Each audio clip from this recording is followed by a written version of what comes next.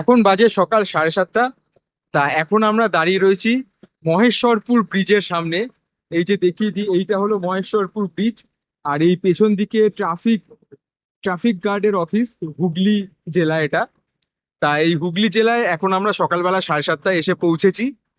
অনেক সকাল সকাল বাড়ি থেকে বেরিয়েছিলাম, কিছু খাওয়া হয়নি, তাই এসেই আগে একটু ছাতু খেয়ে নিলাম। বেরিয়েছি ঘুরতে। তা ঘুরতে ঘুরতে ঘুরপথে আপনাদের স্বাগত, আমি সৌরাঙ্ক। সঙ্গে থাকুন, আমরা এবার জার্নি এগিয়ে নিয়ে যাব দুর্গাপুরের দিকে। তা আমাদের জার্নির সঙ্গী হন।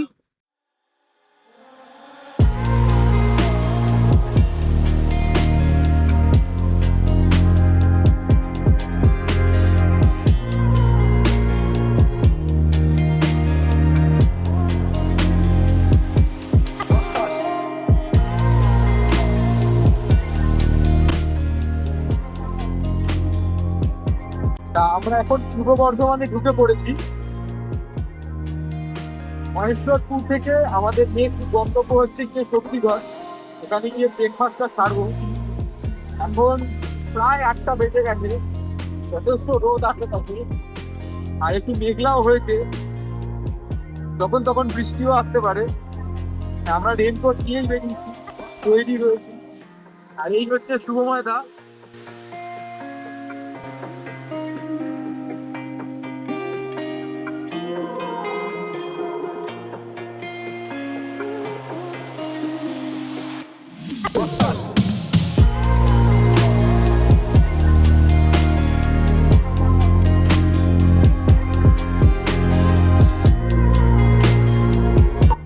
এখন আমরা পৌঁছে গেছি ল্যাংচার দেশে।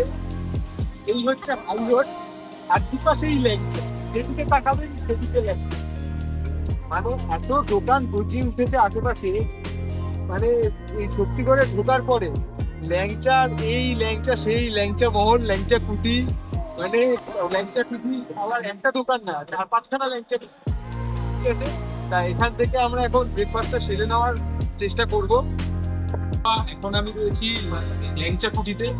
ল্যাংচা কুটিটা হলো শক্তিগড়ে। শক্তিগড়ে এসেছি ল্যাংচা কুটিতে ব্রেকফাস্ট করতে। তো ব্রেকফাস্টে আমাদের সঙ্গে রয়েছে কচুরি আর ছোলার ডাল দিয়ে আলুর একটা তরকারি। তার দেখবো এই কচুরি আর ছোলার ডালের তরকারি কেমন খেতে। আশা করছি আপনারা অনেকেই খেয়েছেন শক্তিগড় আসা যাওয়ার পথে। তো আজকে আমি অনেকদিন পর শক্তিগড় এলাম, তাই একবার ট্রাই করে নিই।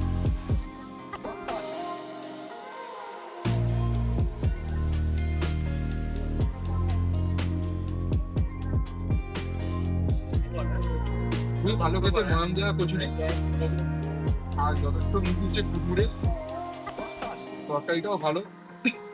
ব্রেকফাস্টের জন্য খুবই ভালো একটা খাবার। মানে এখানে মোটামুটি 5টা কচুরি দিয়েছে। 5টা কচুরি খেলে খুব ভালোভাবে পেট ভরে যাবে। তো এখানে কচুরির দাম হচ্ছে গিয়ে 40 টাকা প্লেট। তা 40 টাকায় যথেষ্ট পেট ভরার খাবার এবং যথেষ্ট মডারেট দাম, খুব একটা বেশি দাম নয়। তা আপনারা যদি কখনো আসা যাওয়ার পথে শক্তিগড় আসেন, তাহলে এই ল্যাংচা কুটিতে এসে কচুরি আর এই ছোলার ডাল আলুর তরকারিটা অবশ্যই ট্রাই করতে পারেন। খাওয়া দাওয়া হলো, কচুরি ছোলার ডাল হলো, ল্যাংচা হলো। আবার আমরা নেমে পড়লাম পথে, এগিয়ে যাচ্ছে আমাদের নেক্সট ডেস্টিনেশনের দিকে।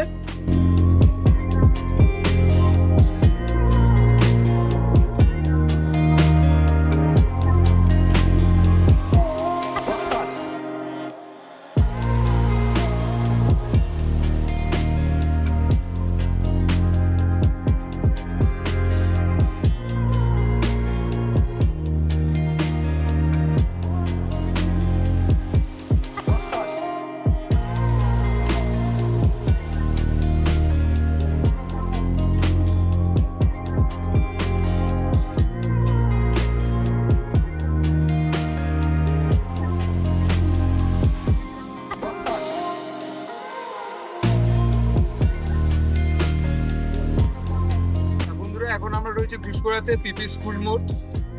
আমরা মোটামুটি 39 কিলোমিটার জার্নি করে আপনার শক্তিগড় থেকে এতদূর পর্যন্ত এসেছি। এখন বেজে গেছে 10টা। এবার এখান থেকে বোলপুরের দিকে যাব। তো এখন এখানে একটু চা খেতে বসেছি, একটু ওয়েট করছি, একটু রেস্ট নিয়ে তারপর আমরা আবার এগোবো।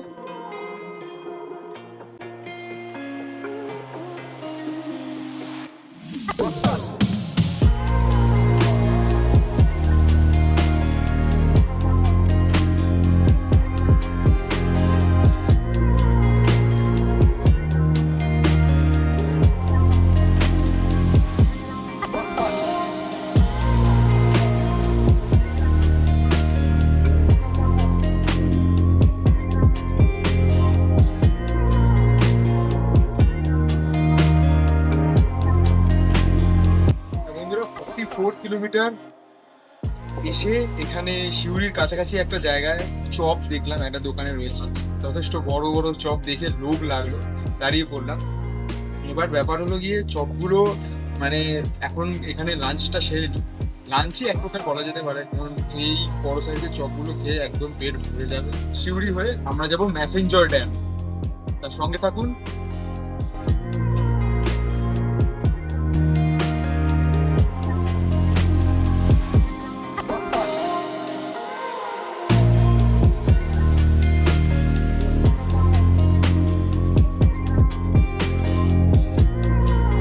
আমি সৌরাঙ্ক, এখানে শুভময়দা, এখানে প্রসেনজিৎ দা, আমরা তিনজনে প্ল্যান করেছিলাম আজকে ঘুরতে বেরোবো।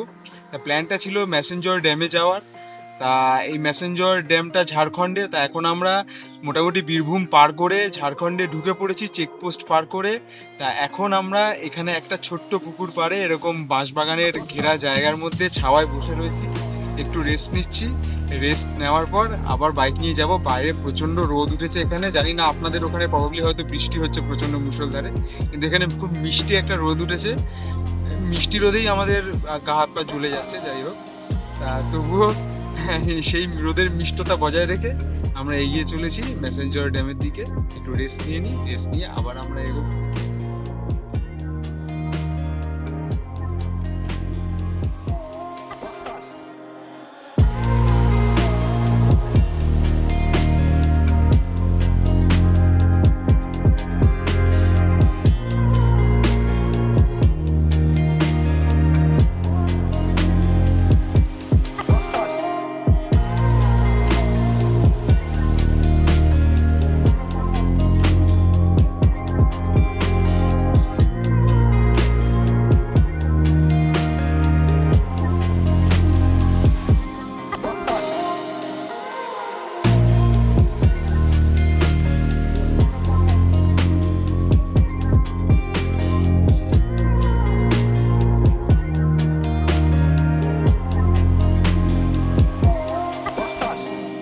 দীর্ঘ যাত্রার পর এখন দুপুর বাজে 2:30। এখন আমরা ম্যাসেঞ্জর ড্যামে এসে পৌঁছে গেছি।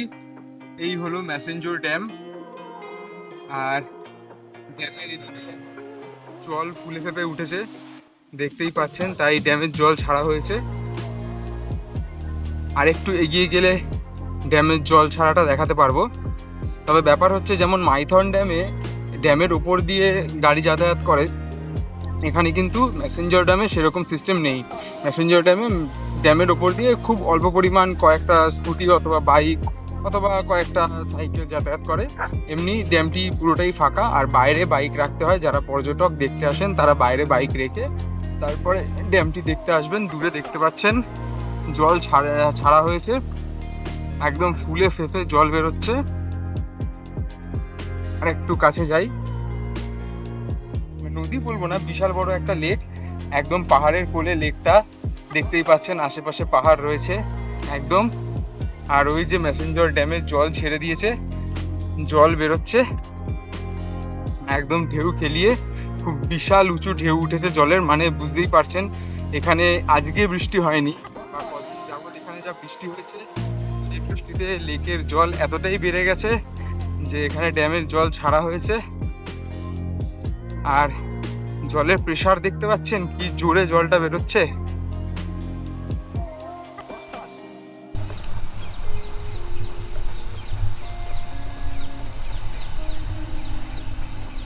আর এই যে জলটা বেরোচ্ছে, সেই জলটা এইখানে পাহাড়ি নদীর সৃষ্টি করেছে, এবং নদীপথে পুরো গিয়ে এখান থেকে সোজা গিয়ে মোহনায় বা কোনো একটা নিচু জমিতে, যেখানে হচ্ছে গিয়ে সমুদ্রের জল মিশে, সেখানে মিশছে। খুব অদ্ভুত একটা দৃশ্য। এটা দেখার জন্যই এত দুপুরবেলা এই কড়া রোদে এত দূর আসা। তো আমাদের আশাটা সফল হলো, কারণ ড্যামের জলটাও খোলা আছে। এখানে কতটা রোদ, প্রচন্ড রোদ, মানে কি ভাষায় বলা সেটাই। যাই হোক, রোদটা এই কদিনের মধ্যেই পড়েছে। এর আগে এখানে প্রচন্ড বৃষ্টি হচ্ছিল, এবং তার ফলাফলটা আপনারা দেখতে পাবেন।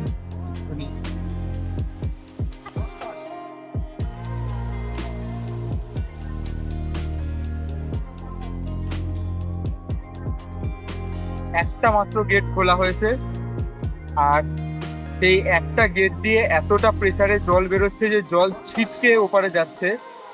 আর ড্যামের ডিজাইনটাও সেরকমই করা যাতে জলটা ছিটকে ওপারে যায় এবং এখান দিয়ে জলটা বেরিয়ে পুরো নদীতে মিশছে।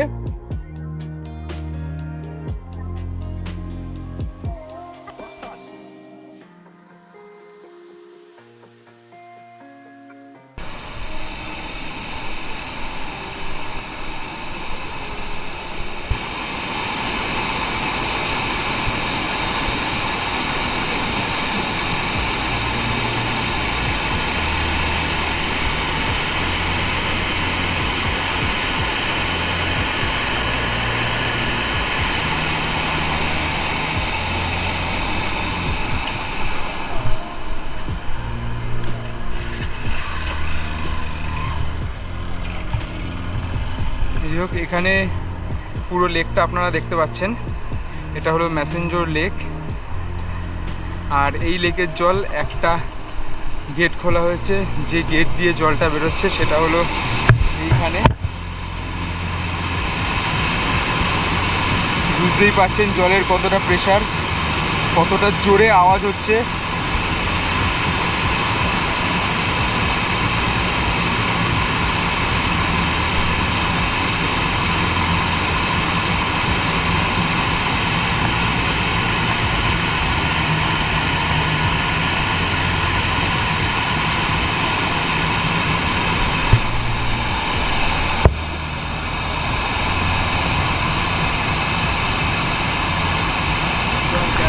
বেশি সময় কাটাতে পারবো না, কারণ এরপর আমরা যাব বক্রেশ্বর। এখান থেকে প্রবাবলি আরও 39 কিলোমিটার। এই কঠিন জার্নির সঙ্গী হয়ে থাকুন। আশা করি আপনারা পাশে থাকলে আরও এরকম যাত্রা করতে পারবো।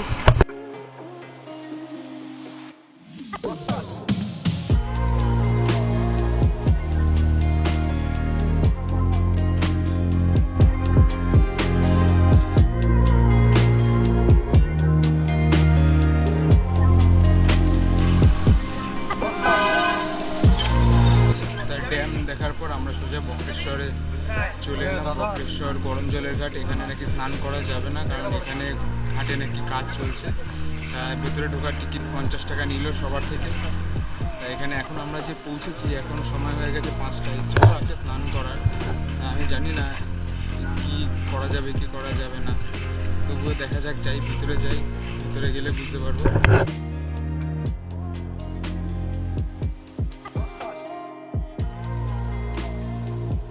এই হলো বক্রেশ্বর গরম জলের ঘাটে ঢোকার আগে একটা বিশাল বড় ব্যানিয়ান ট্রি, দেখতেই পাচ্ছেন ওপরে ঝুড়ি ঝুলছে। আর এখানে সুন্দর বেদি করা রয়েছে, সবাই এখানে বসতে পারবে। এবার ধীরে ধীরে দেখি কোনটায় কাজ চলছে বা কোনটায় স্নান করা যাবে। এদিকে কয়েকজন গেল, আমরা এদিকে যাই, গিয়ে দেখি যে এভাবে স্নান টান করতে পারি কিনা।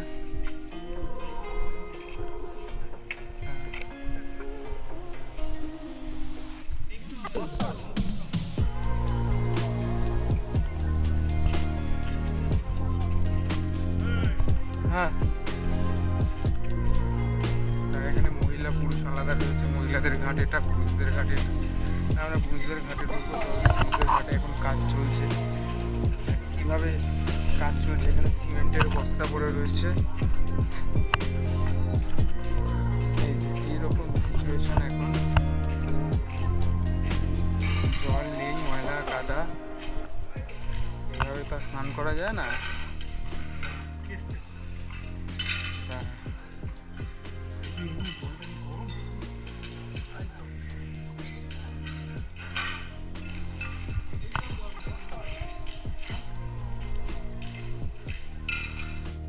ওখানে তো স্নান করা গেল না। আমরা ঘাটে একদিন বললো যেখানে জলে যেতে পারে সেদিকে এগোচ্ছি।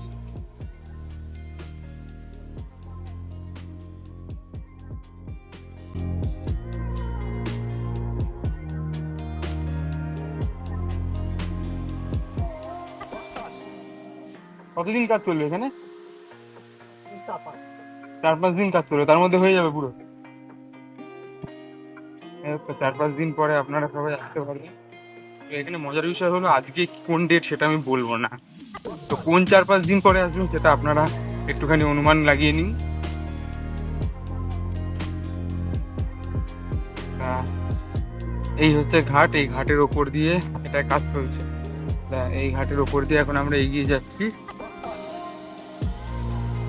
ফুটন্ত নাকি ওখানকার গরম জল, তো দেখি ওখানে কিরকম ফুটন্ত গরম জল পাওয়া যায়। কাজ চলছে বলে আশেপাশে বালি সিমেন্ট এই সমস্ত কিছু পড়ে রয়েছে। তা এই হচ্ছে নাকি ফুটন্ত জল। ওদিক দিয়ে আসি একবার ঘুরে, ঘাটে নেমেই দেখি ফুটন্ত জলটা তো কেমন ফুটন্ত জল। এতদূর যখন এসেছি একটুখানি জলে অ্যাটলিস্ট হাত পা তো ভিজিয়ে যাই, কিন্তু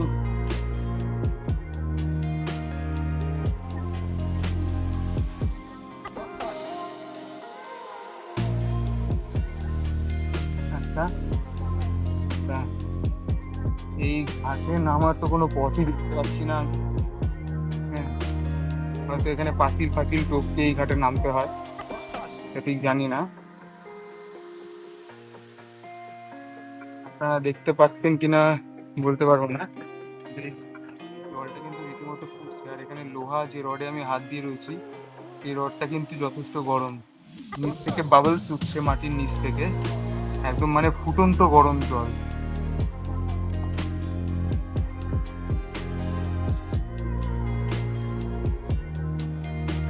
এখানে হতে ভালো, কিন্তু at least গরম জলটা তো দেখতে ভালো। এবং এটা মন্দিরের ঘাট, মন্দিরের ঘাট ঘেরা, আর মন্দিরের মানে সাধারণ মানুষের স্নান করার ক্ষেত্রে কিন্তু স্নান আর করা হবে না। যাই হোক, এখন সন্ধ্যে প্রায় নামে নামে অবস্থা। খাওয়া দাওয়া সেরে নামার চেষ্টা করবো, কারণ দুপুরবেলা ওই চপের পরে কিছু খাওয়া হয়নি। তা এখন দেখি কোথায় খাবার দাবার পাওয়া যায়, খেয়ে দিয়ে এখন চেষ্টা করবো বাড়ির দিকে রওনা দেওয়ার। তো এইখানে কিছু সুন্দর চিত্রলিপি করা আছে, একবার দেখে নিন আপনারা। খুব সুন্দর এখানে চিত্রগুলো আঁকা রয়েছে।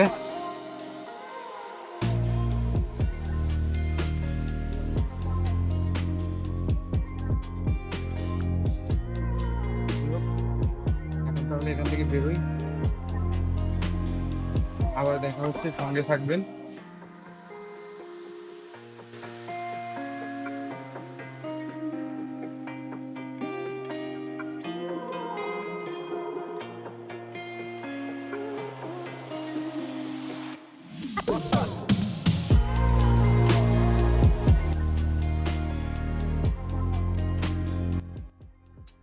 তো গাইস আজকে বক্রেশ্বর এক্সপোজ করবো। বক্রেশ্বর খুব মানে দেখো, এইখানে দেখুন দুটো শিব মন্দির রয়েছে, এইখানে একটা শিব মন্দির রয়েছে, এমনকি শিব মন্দিরের সামনে এরকম ভাবে ময়লা পড়ে রয়েছে।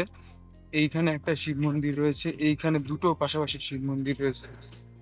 ভিতরে শিবলিঙ্গ রয়েছে ঠিকই, তো সেই শিবলিঙ্গের মাথায় কখনো জল ঢালা হয় না, এমনকি সেখানে ময়লা জমে মানে খুব খারাপ অবস্থা। এছাড়া এইদিকে দেখতে পাচ্ছেন, এদিকে মানে যে শিব মন্দিরগুলো দেখতে পাচ্ছেন নিচে আগে দেখালাম আপনাদের, সেই ছোট ছোট শিব মন্দির যেখানে শিব ঠাকুর বিরাজমান বা শিবলিঙ্গ বিরাজমান, সেখানেও কিন্তু শিবলিঙ্গতে জল ঢালা হয় না। তো আমি একজনকে জিজ্ঞাসা করলাম, একটি দোকানদার, যে এখানে এত শিবলিঙ্গের মধ্যে জল ঢালা হয় না কেন? তখন বলছে এই তো পদে পদে মন্দির আছে, হ্যাঁ জল কে ঢালবে। তো এটা আমার শুনে খুব খারাপ লাগলো। তো বক্রেশ্বরে আসার এই একটা জায়গা আমার মানে প্রচন্ড খারাপ লাগলো। আমি মানে এই জায়গা থেকে আমার ইচ্ছা করবে না আর বক্রেশ্বরে আসতে। বাকি আপনাদের কি মতামত সেটা আপনারা কমেন্ট করে জানাবেন। তা আমাদের যাত্রাপথ এখানেই শেষ করছি, কারণ এবার 190 কিলোমিটার সোজা বাড়ির দিকে যেতে হবে। মানে বাড়ি পৌঁছতে টোটাল 190 কিলোমিটার, 4 ঘন্টা বাইকে করে যেতে হবে। আর এমনিতেও সন্ধে নেমে পড়েছে, সন্ধে নামলে আশা করছি ভিডিওটা অন্ধকারের মধ্যে ভালো হবে না। তাই ভিডিওটা এখানেই শেষ করছি। আপনারা পাশে থাকুন এবং সঙ্গে থাকুন, আরও এরকম ভিডিও নিয়ে আপনাদের সঙ্গে বা আপনাদের কাছে আসবো, আপনাদেরকে দেখার সুযোগ করে দেবো। ধন্যবাদ।